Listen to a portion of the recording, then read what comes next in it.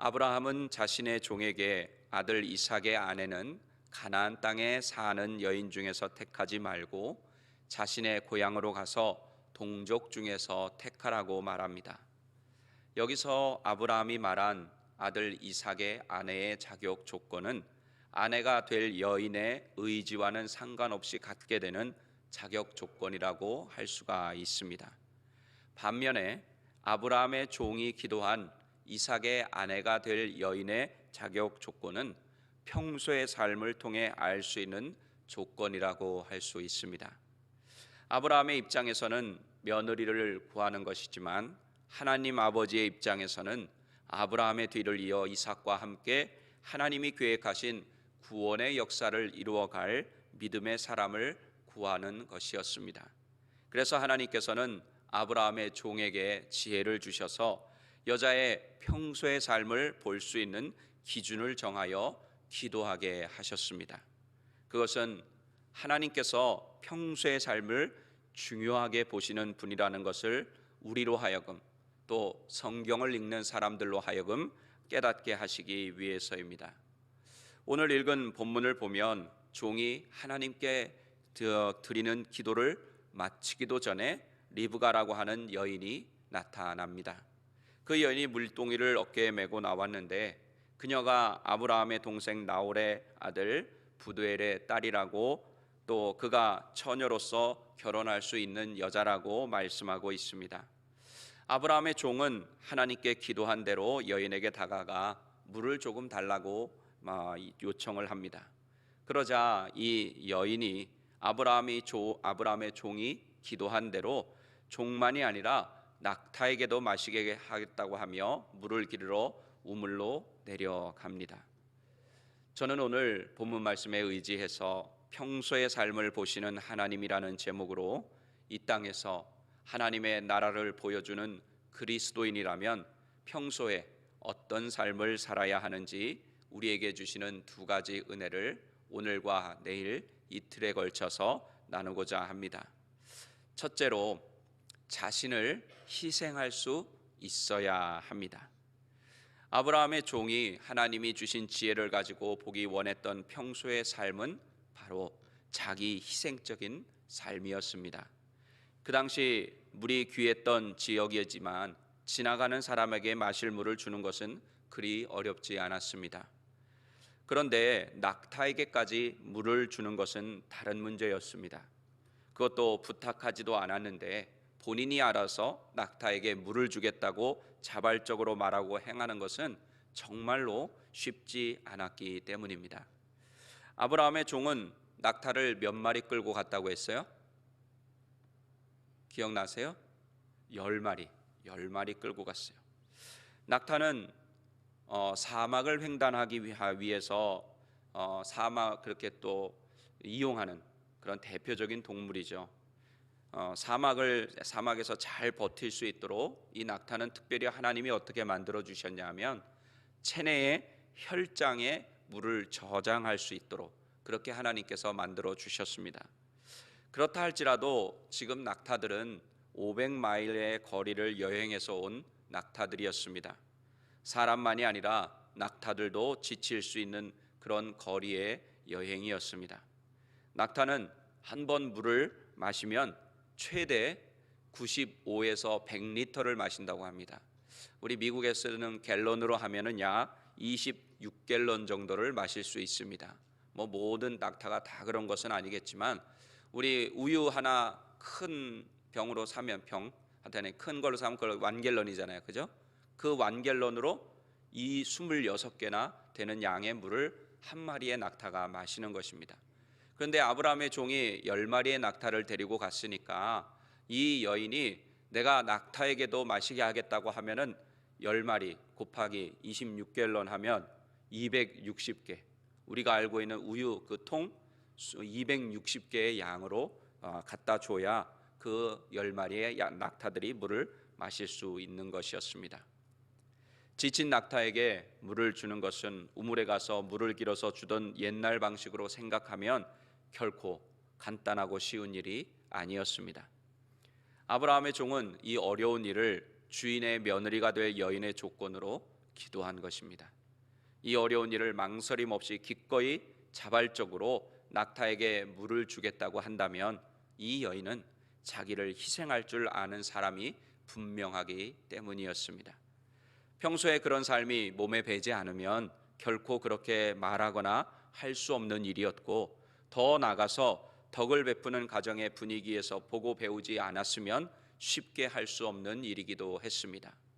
단순한 것 같지만 종이 기도한 조건에는, 그 내용에는 그 여인의 평소의 삶을 볼 수 있는 많은 의미, 그 가정의 분위기까지도, 가정교육까지도 파악할 수 있는 그런 많은 의미를 내포하고 있었습니다. 그런데 이게 웬일입니까?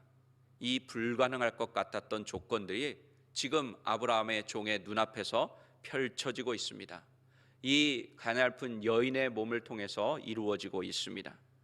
종의 부탁에 일말의 주저함도 없이 급히 물동이를 내려 종에게 마시게 했습니다. 그러더니 시킨 것도 아닌데, 부탁한 것도 아닌데, 당신의 낙타를 위하여서도 물을 길어 그들도 배불리 마시게 하리이다, 이렇게 말합니다. 그리고 나서 급히 물동이에 물을 구유에 붓고 다시 기르려고 우물로 달려가서 모든 낙타를 위해 물을 깃습니다.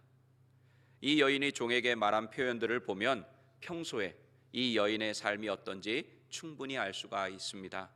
이 여인의 성격은 굉장히 적극적입니다. 급히 물동이를 내렸다, 성경은 말합니다. 그리고 낙타에게 물을 마시게 하기 위해서 또 급히 우물로 달려갔다, 그렇게 기록하고 있습니다.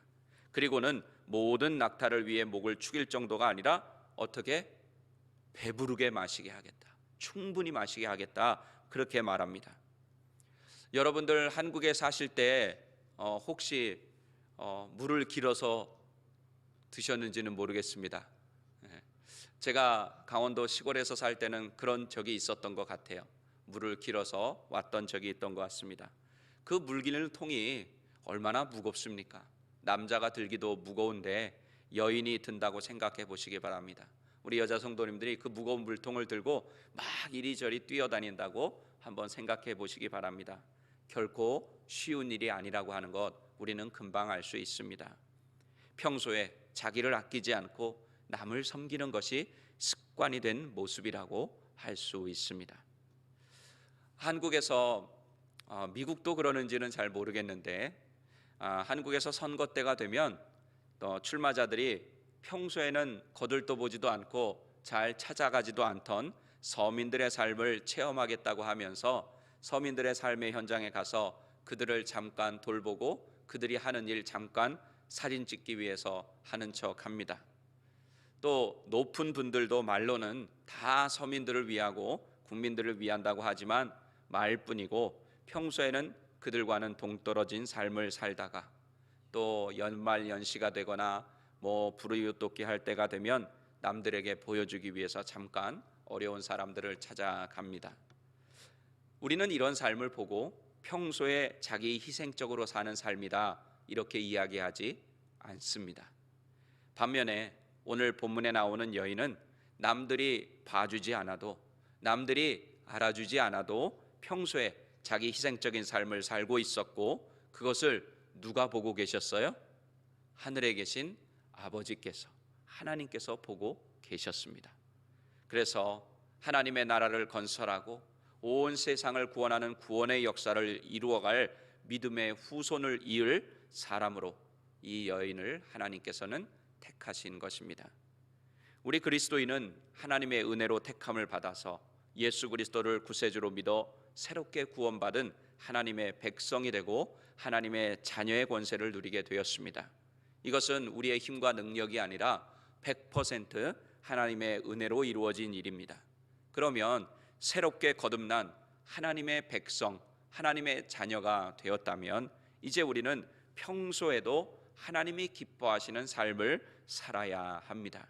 그것이 바로 오늘 리브가가 우리에게 보여준 자기를 희생하여 남을 섬길 줄 아는 그런 삶입니다. 요즘 많은 교회와 그리스도인들이 세상의 영향을 받아서 그런지 손해보고 희생하는 것을 많이 어려워합니다. 섬기는 것을 많이 어려워해요. 왜 그런지 모르겠습니다. 자기가 희생하고 손해 보게 되면 왠지 뭐 남에게 진다는 그런 느낌이 들어서인지는 잘 모르겠지만 어쨌든 다는 아니지만 그렇게 이런 것을 어려워하는 분들이 있습니다. 희생하고 손해 보고 남을 섬기는 일을 세상에서 누구보다도 잘해야 하고 자연스럽게 해야 할 사람들이 그리스도인인데 요즘은 이기적이라는 이야기를 더 많이 듣습니다. 이것은 교회와 기독교인들을 뭐라고 하는 사람들이 문제라고 하기 전에 교회와 그리스도인들을 향해 하시는 하나님의 음성으로 들을 수 있어야 한다고 생각합니다. 기독교의 정신을 요약하면 무엇일까요? 여러분들이 나름대로 생각하는 기독교의 정신들 한번 생각해 보시기 바랍니다. 기독교는 이런 곳이다, 이런 것이다 하는 것들. 저는 뭐 여러 가지 말들로 표현할 수 있겠지만 기독교의 정신은 희생과 섬김과 사랑이라고 믿습니다. 누군가의 위에 굴림에서 갑질하고 자기 것만 챙기는 그런 이기적인 종교가 아니라는 것입니다. 나 하나만, 우리만, 우리 교회만, 우리 가정만, 우리 회사만, 우리 사업만 이렇게 잘 되면 된다고 생각하는 것은 기독교의 정신, 즉 예수 그리스도의 정신과는 반대되는 생각이기 때문에 우리의 삶과 우리의 생각과 우리 마음속에 또 우리 교회 가운데 머물게 해서는 안 될 것입니다. 예수님은 온 세상을 구원하기 위해서 오신 분이고 그 구원을 위해서 교회를 이 땅에 세우시고 우리를 먼저 불러주셨기 때문입니다. 예수님은 우리가 다 알고 아는 대로 이 땅에 왕으로 오셨지만 가장 낮은 자리에서 죄인들과 병자들과 고아와 과부와 나그네와 같은 약자들을 섬기셨습니다. 예수님께서도 직접 자신은 섬김을 받으려 온 것이 아니라 섬기러 왔다고 말씀하셨습니다. 마태복음 20장 28절 우리가 잘 알고 있는 말씀인데 함께 읽어보겠습니다. 인자가 온 것은 섬김을 받으려 함이 아니라 도리어 섬기려 하고 자기 목숨을 많은 사람의 대속물로 주려 함이니라. 아멘. 하늘의 영광의 보좌를 버리시고 세상을 살리시기 위해 십자가의 희생 제물이 되기 위해 이 땅에 육신의 몸을 입고 오셨습니다.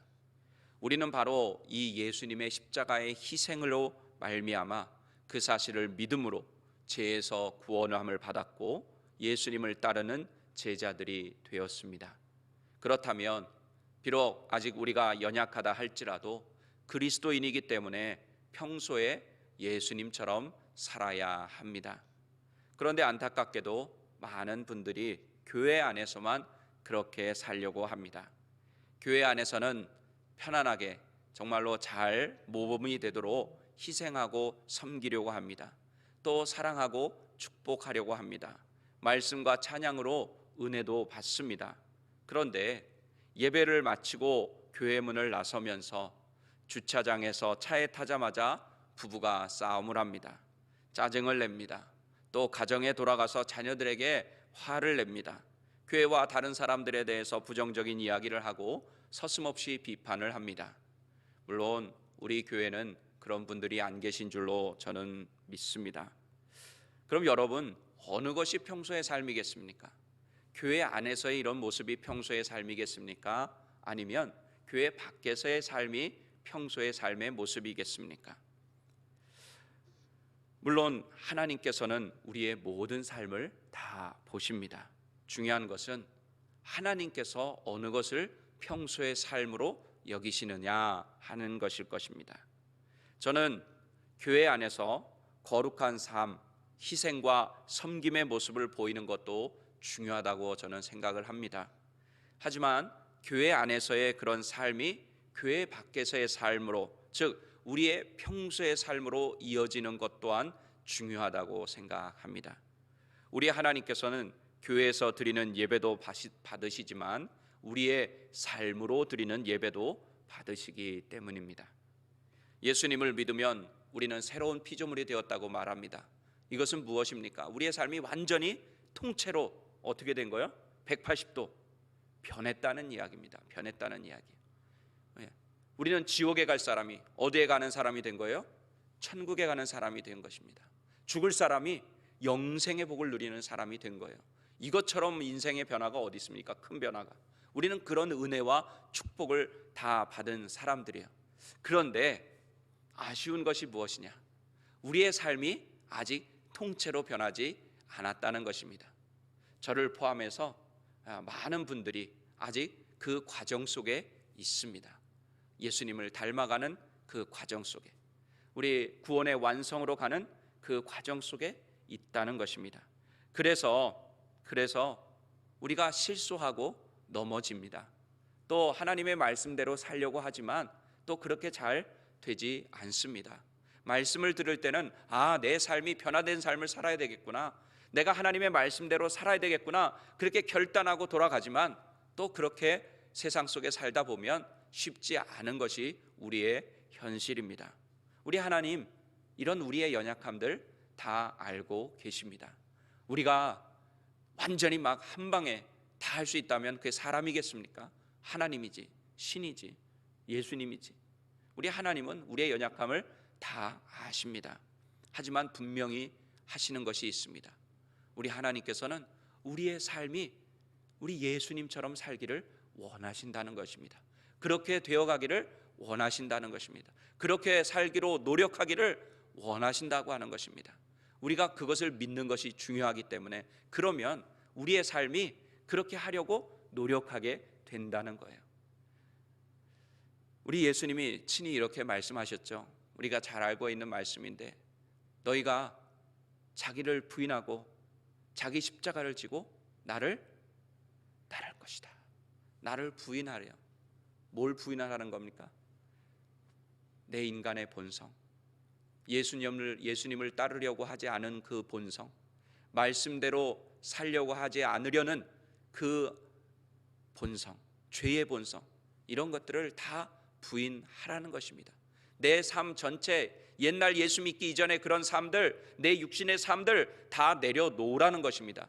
근데 여기까지는 좋아요. 근데 하나 더 말씀하셨어요. 뭡니까? 자기 십자가를 지고 나를 따르라. 십자가가 뭡니까? 바로 희생이고 섬김이고 사랑인 줄로 믿습니다. 즉 예수님을 따르려면 어떻게 하라는 거예요? 사랑과 희생과 섬김을 짊어지고 우리 예수님을 따르라는 말씀입니다. 오늘 본문에 나온 리브가라고 하는 여인이 보여준 자기를 희생할 줄 아는 평소의 삶을 우리도 본받아서 교회 안에서나 밖에서나 동일하게 아주 작은 것부터라도 희생하고 섬기는 것을 실천하면 좋겠습니다. 먼저 우리 교회 안에서들은 다 잘하시니까 가정에서부터 희생할 수 있는 부분을 찾아보시기 바랍니다. 가족끼리, 친구끼리, 또 직장에서나 사업장에서나 또 가까운 사람들에게 희생과 섬김을 실천할 수 있는 것들을 찾으셔서 여러분의 평소의 삶이 되도록 몸에 배도록 훈련해 보시기 바랍니다. 그러면 자기 희생과 섬김의 영역이 점점점 넓어져서 예수님을 닮게 되고 여러분의 교회 생활뿐 아니라 평소의 삶의 현장도 하나님이 통치하시는 하나님의 나라가 이루어지게 될 줄 믿습니다. 말씀을 정리하겠습니다. 사랑하는 새벽예배 성도 여러분, 예수님처럼 사랑하고 희생하고 섬기는 것이 여러분의 몸에 배이고 삶 전체에 스며들어서 평소의 삶이 되게 하시기를 바랍니다. 그래서 세상 가운데 또 다른 사람들에게 하나님을 보여주고 예수님을 보여줘 이 땅에 하나님의 나라를 만들어가는 하나님 나라의 백성들이 다 되시기를 예수님의 이름으로 간절히 축원합니다. 기도하시겠습니다.